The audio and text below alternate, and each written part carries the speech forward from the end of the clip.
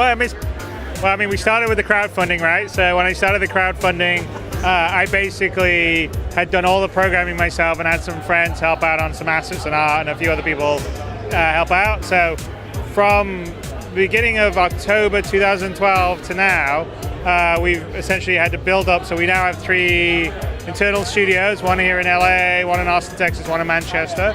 A couple of external studios are also helping work on it. 268 people now, so it's a pretty big, going from 0 to that is a challenge to build it all up, to build the capacity, to build a game that has the like crazy level of ambition that we're going for. So there's a little bit of that, and then I guess the other stuff is just the biggest thing that we've been wrestling with is wanting to kind of balance between giving stuff to the community, the backers, early so they can see what we're working on in progress, but also making sure that we're not doing work that won't be used in the final game, right? So that's always a challenge. So like one of the examples is on like Arena Commander, which was the dogfighting module that we talked about. Originally I was thinking, well, I was going to release it end of December. This was when I first started in October 2012 for the crowdfunding campaign. I thought, well, I'll do something kind of scaled down and people could check it out to sort of gain interest. And then, of course, as time went on, we got so many people, and it wasn't a small release anymore. It was like, oh my God, we're going to have hundreds of thousands of people, and it's like a proper release. And then you got to start thinking about how do we get it out to 100,000? How does the back end work for that many people? And so I sort of made the decision. I don't want to like do some clutch together thing that will work short term. I want to have the proper back end with the matchmaking and the services and all the rest of the stuff. And so we delayed it and it pushed it back. I didn't think it was going to take quite as long as it took to get out, because we released it about a week and a half, 2 weeks ago. And still we're slowly spinning up the multiplayer right now, because that's going to take a bit of time. It took longer, but that's sort of what development is. And we've sort of been sharing as we go along. Definitely know that people were getting quite like impatient towards the end, and then they got it, so then it was better. But that's just generally the nature of the beast. And I don't mind the community to some level getting impatient, because they made the game happen. They backed it. They put the money up. So all we try to do is like be really open with them and share with them where we're at. And I think it's going all right. So that's I guess those are the struggles. Is trying to meet people's expectations in exactly the timeline they think it will be met. Well, so okay, on this, the Space Comet right now is the sort of demoing the sort of single player side of it. This week going forward is where the multiplayer is opening up. So I think the patch goes out today, maybe. So it's going to open up to a small number of players, and then over the next few weeks it gets bigger and bigger as we spin up some more servers and get some other automated systems working. And that will allow people to play head to head, which I'm really looking forward to, because we have a very different flight model than all my past games and actually most other space games. It's a pretty confident it's the most physically accurate model that's been done in a space game, but it's not a simplified atmospheric flight model, which is what most space games are. Definitely the Wing Commander and the Privateers and all ones were. It's all based on the actual real mass of the object, and any equipment or items actually alter the mass and change the moment of inertia. And then we don't rotate it. We just don't rotate the ship. We actually apply forces where all the thrusters are. And so we have a whole computer system called the IFCS. We're going to do a post this coming Monday, which will be a big sort of description of how everything works, so people can just see the amount of engineering and ambition in it. But basically that means that the ship acts much more less like a plane, because planes you pull back on the stick, you'll instantly go up because you're going through atmosphere, there's airflow going over both, and when you do the airline, it'll move you up right there. But in space you have none, you don't have any atmosphere. So in space what happens is you fire thrusters and thrusters and you'll start to turn, and the thrusters have to fire.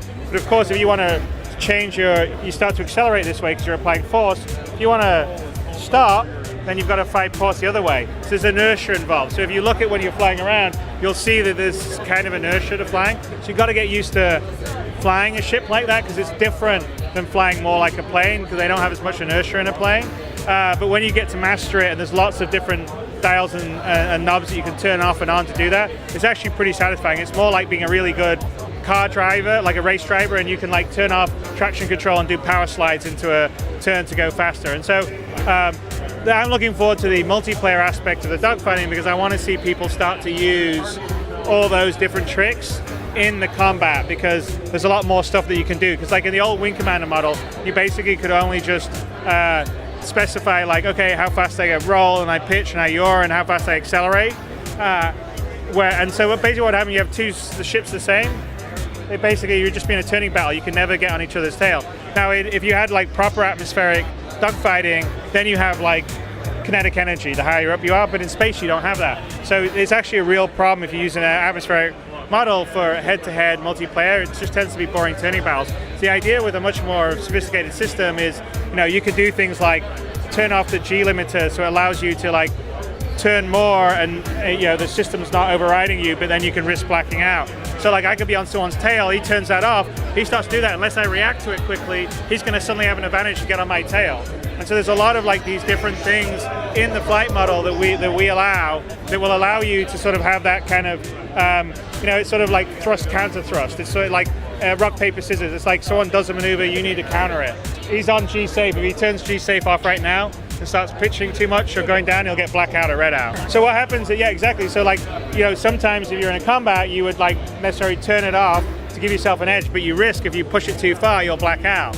So there's all this different stuff, and there's this thing that we call constab, but it's really like traction control. It's turn control. So it holds you much better in a turn when you have it on. It's like traction control. If you turn it off, you slide more, but you've got more power and you can turn more. So these are all different things that you can turn off and on when you're fighting. And so I'm really looking forward to the head-to-head PvP to see how people play against that. So then after that, which that's what we're actively working on right now. We're going to probably in our PAX Australia, we're probably going to show the first-person shooter aspects of it. So you can board other ships, fight on the ground, first person with zero G gravity, zero G combat, all the rest of stuff. So that's what we're probably going to be showing next, and then early next year we'll sort of show the first iterations of the planet side, walking around the planet. You already kind of walk around in the hangar right now, but you would like open a door and walk into an environment, like down a concourse, go into a shop, buy and sell stuff, go to a bar, talk to some people, sort of more that sort of social aspect that'll be on the planet side stuff. And then after that we'll probably have Squadron 42, which which is production right now. It's a single player game. We can't really sort of give alphas of it because it's a story game. So our plan is to sort of episodically give it to the backers until the final game's out. So like it's in 5 groups of 10 episodes, and they'll be fully polished and sort of like a mini series or something that you'll play. And then finally the Persistent Universe will have its sort of alpha and then the beta, where like you'll start off in like 1-star system, and then we'll add a few more star systems, and then it all basically gets folded together, and then that's the sort of final game. So that's kind of like, that's the sort of, and during the course of that we'll also, like, this is just single-seater ships in the combat.